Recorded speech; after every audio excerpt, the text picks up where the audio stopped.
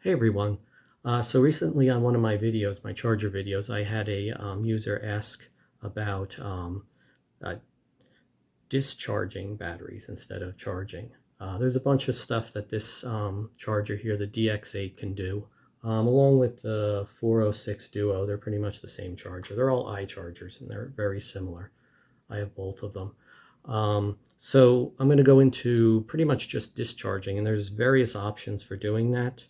The main reason there's so many options with this charger is because out of the box, the physical charger itself can only dissipate 45 watts of energy at any given time. So that's kind of limiting. You're not going to get a lot of amperage. So it's going to take a while for you to actually discharge a large battery. Right now I'm just doing a tiny little 3-cell, but it's really all the same. So what I'm going to do is I'm just going to go through the process of the various options this charger has.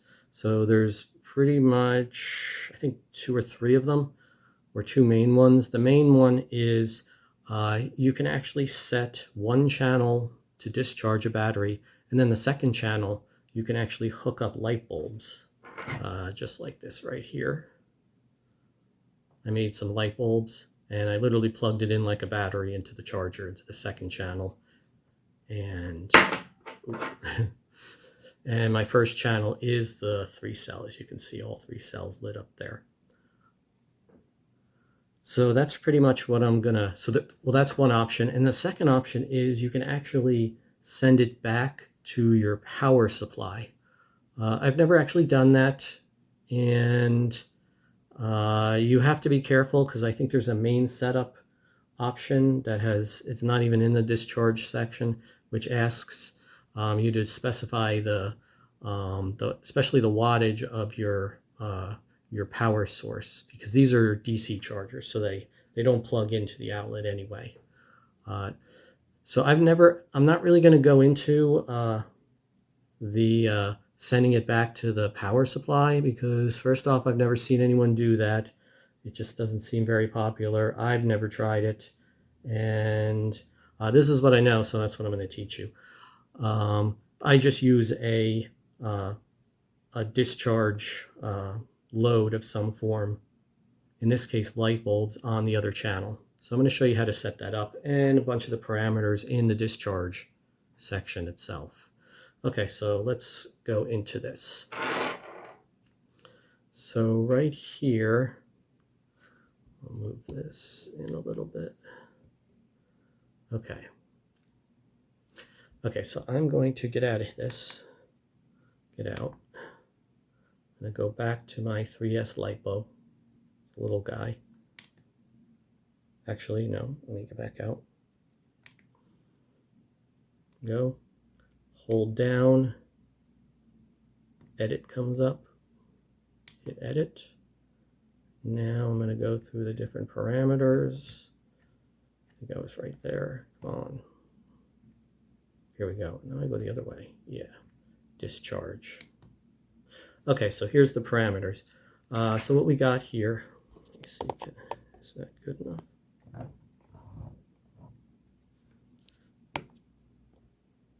Okay, good. So what we got here on the different parameters is right here, discharge current. That is essentially the current that it's going to discharge the battery at. So, I mean, your battery can probably push a lot of amperage.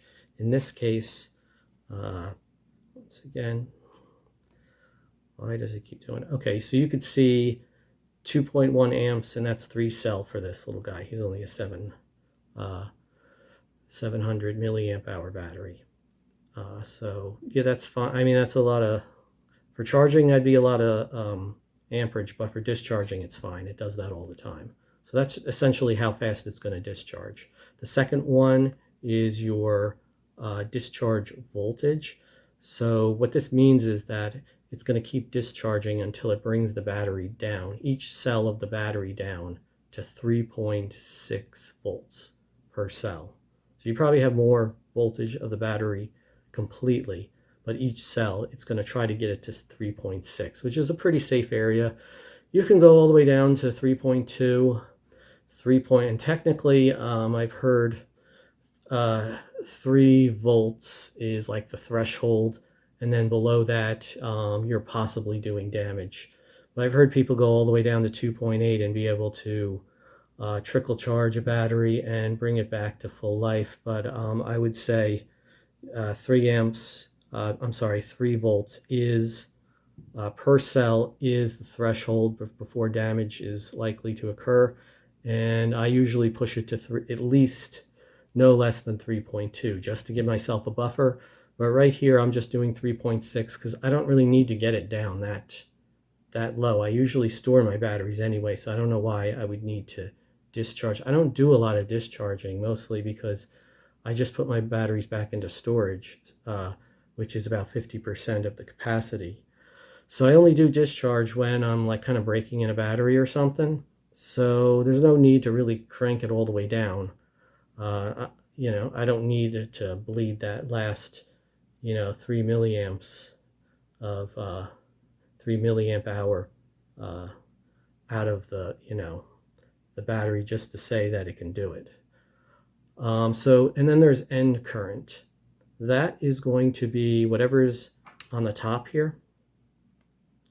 That is going to be half of that. So I guess in this case, when it gets down to about 1.05, it would end the discharge. It's basically, you're telling it it's too low. Now 50%, that's what came out of the box, and I left it there.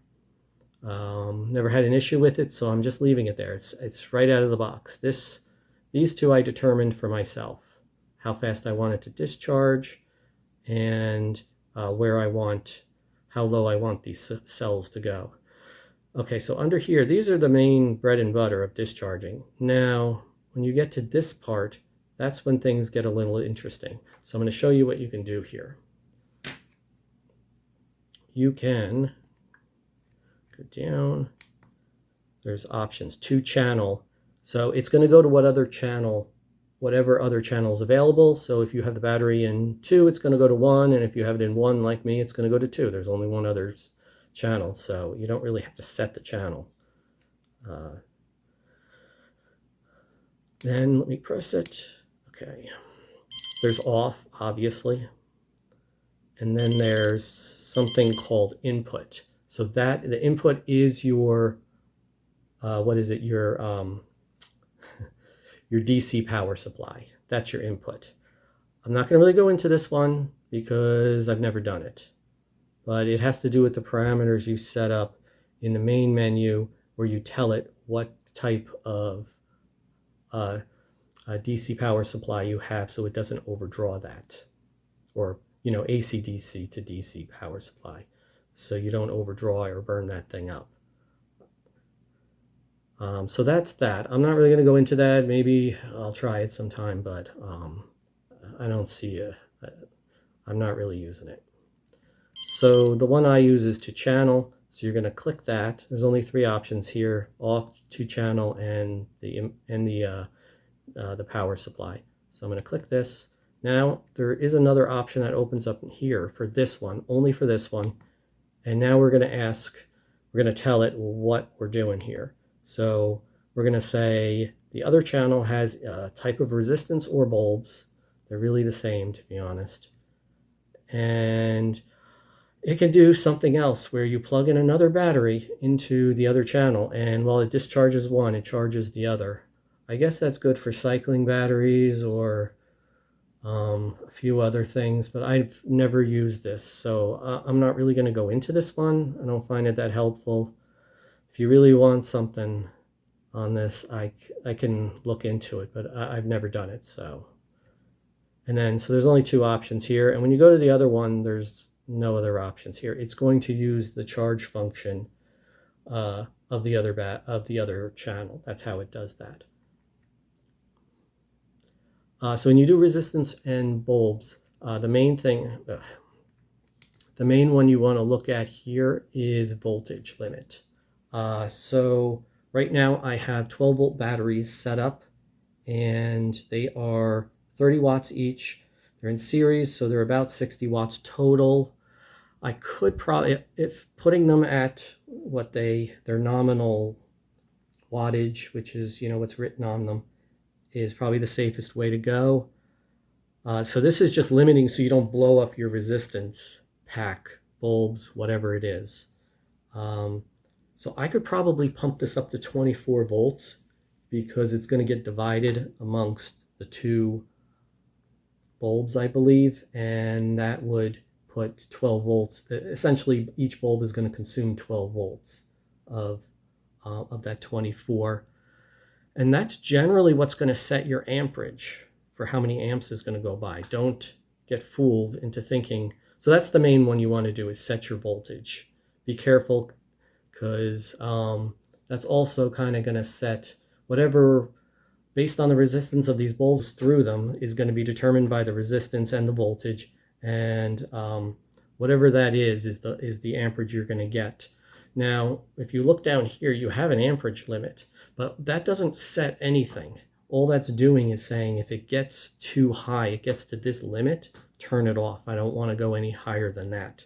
So you can kind of, this allows you to sort of make a mistake with your math and say, well, I know these bulbs can't take more than this many amps. So, and the amperage is through a series circuit, at least in this case, is current on both is going to be the same for both bulbs. So that allows you to set a limit and kind of keep yourself safe. But if you set this and you don't see your 5 amps, you'd think it's going to ramp all the way up to 5 amps and stop. In most cases, it is not going to do that. It could, but it's probably not. But it will block it for you if it does. So really, the amount of current that's going to go through these bulbs is set by your voltage here. Your voltage pushes that amperage through, and your resistance pushes it, resists it from going. That's what's going to determine. So that's what I have for right here. It's just something I set up real quick. Okay, now there's a few other things. So that's technically all of the discharge. Now there's a few advanced settings I'll talk about real quick because this video is getting long. Okay, so the first one is extra discharge enable. I've never used this, and looking in the manual, what it says about it is, it says this has something to do with, you're going to use one channel and you're going to put a resistance load through that channel so that instead of the charger absorbing all of that wattage, that resistance load that's in series with the battery on one channel is going to then consume a lot of that wattage as well and take a load off of the charger itself. Otherwise, the charger has to dissipate it as heat. I've never done that. I guess it would be nice because then you can discharge, you know, very quickly with 2 batteries at once, but it's kind of, there's a bunch of math in it. I've never done it, and I don't feel like really comfortable with doing it. And the setup is a little bit strange too, the way you got to wire everything up. So I don't do that. I don't discharge enough to really need that. But that's what it does. So I would say don't use this. Just keep it off unless you know what you're doing with setting up a resistance load in the same channel as the battery you're discharging. Next one just is very simple. It just says, should I keep balancing the cells while I'm discharging? I say yes, always do that. It's going to slow things down a little bit, but I think it's better to have that and not have it. But it will slow the discharge process down a little bit because it's doing extra work, worrying about another parameter. So let's get out of this. Now the safety is pretty simple. Cut off temperature, or cut temp. This is if you have an external sensor that is a temperature sensor and you lay it or attach it to your, you Velcro it to your battery or strap it down onto your battery. When it gets to, in this case, 45°C or the equivalent 113 Fahrenheit, it's going to cut everything off saying the battery's too hot. I believe this is out of the box. Maybe it is. But I wouldn't let your cells get too hot while discharging. I mean, there's no, but anyways, that's what I leave mine at. I don't have a temp sensor, so I don't know that much as to how this really comes into play. I don't use temp sensors. There's too much to do. I'm going to skip down to this one real fast. It's super simple. Safety timer. If you want to, discharge really slowly to condition a new battery, but you're afraid you don't want it to take too long or something, because why is it taking so long or something's wrong, you can say after 90 minutes, if you haven't, you should have completed this task. If you haven't, just cut yourself off as a safety procedure. You should give yourself, you should be able to figure out how long it's going to take. 1C should take, the current of 1C should take 1 hour. So if it's taking so if you have 90 minutes like this, that's an hour and a half. And it goes 90 minutes, something's off, It might not be dangerous, but this will cut it off, But if you want to do it really slow, well, then this might interrupt you just because you wanted to do it slow for whatever reason, discharge it slow. This could interfere because it's just, it doesn't understand why you're doing it so slow. Now, 90% max capacity. So this is another cutoff parameter. These are all cutoff parameters. And that is when the battery gets down to, in the beginning, in the main setup, you told it how much milliamp hour, how much capacity it has. It's going to stop when it gets to about 90%. This is what came out of the box, so that's what I left in there. I haven't had a big issue with it. You don't really... I know with lithium polymer batteries, you do not want to discharge them 100%. They don't, if they go below that 3 volts, it could cause them to go below 3 volts per cell, and there's a potential for damage once you do that. So that's why they kind of put it at 90. That's what I believe is out of the box, and that's what I use. So getting back, now what do we got? That's that. Okay, so let's run this whole thing. We're going to go back. Okay.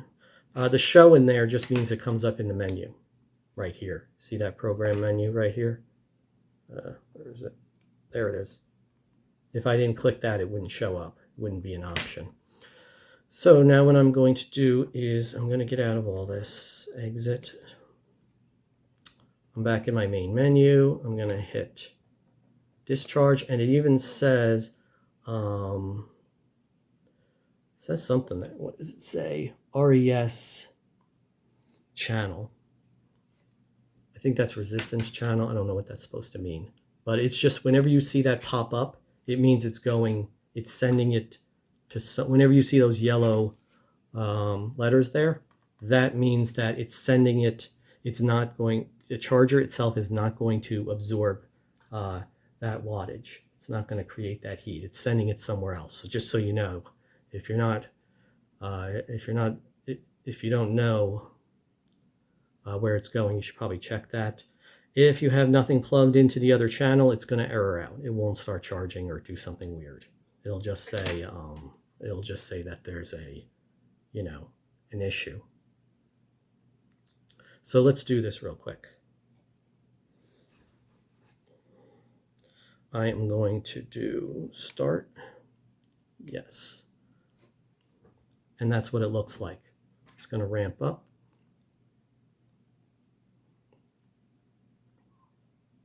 You can see the power that it's using. It's not going to get anywhere near 60 watts. Not with 12 volts, it's not, and it's definitely not going to get there.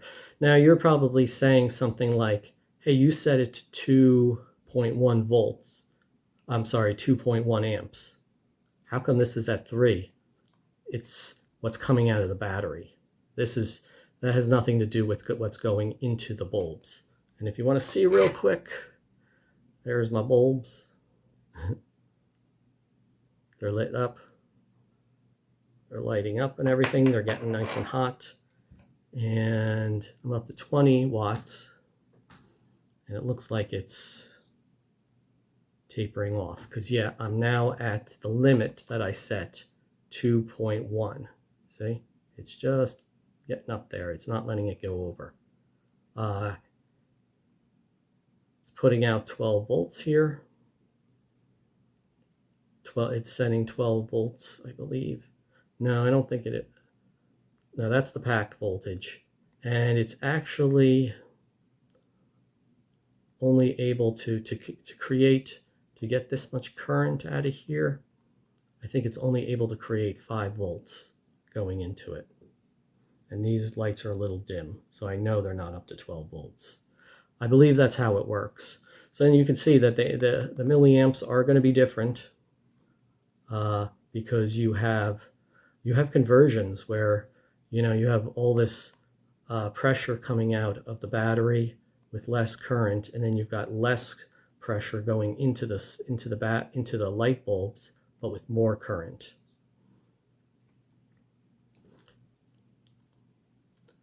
And that's kind of how it all works. It's a little confusing as to how the voltages work out. If I had raised this amperage up, it would have boosted this voltage to send more current into my bulbs. But it can only work with what it has. It has 12 volts from this battery, and it's been told I can only send this much current. And that wattage kind of converts over here to about, to get that wattage, I can only do 5 volts to push the appropriate current. And if you look, voltage times amperage, so 2 times 11 is what, 22, and the power output here is about 20 watts. So power coming out is about 20, a little over 20, and over here I'm getting about 20 watts into those bulbs, and that's how it all works. If you want to see, all right, so I'm going to end this video. I'm just going to show you my setup real quick. All you're going to see is I have a normal battery, a tiny little one, hooked up to the balance adapter. It's going to going into channel 1 here, and then on channel 2 I have an adapter, and then my light bulbs, and that's it. And now the charger really isn't doing any work. It's just sending the power right down there, and that's how it all works. If you have any other questions, let me know in the comments. I'll try to answer them as best as possible. If you have any other feature requests for these types of chargers, I have the 406 as well. It's pretty much the same thing, just slightly different. These have bullets here, and I think the specs for the wattage and stuff are different, whereas these have the actual connectors, the straight up connectors built right into it. Pretty much the same chargers. So if you have any questions, any other questions, leave them in the comments, and I guess that's about it. Yeah, there's a lot to these chargers. There's a lot in the manual. So I hope this helped, and I hope to see you in the next one. All right, thanks. Bye.